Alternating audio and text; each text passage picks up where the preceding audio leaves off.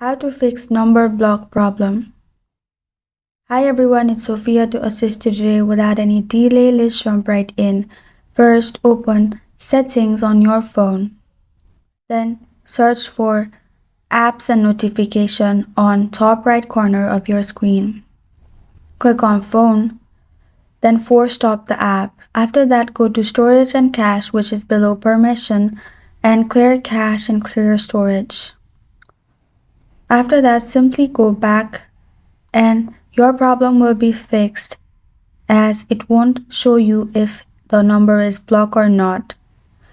After that, you can simply restart your phone by pressing on power button, and then your problem will be fixed. That's how you fix number block problem. Thank you for joining me today. If this video helped you out, please leave a like and subscribe for more. Got a question or want to suggest a topic? Comment below. I'm Sophia signing off. Until next time.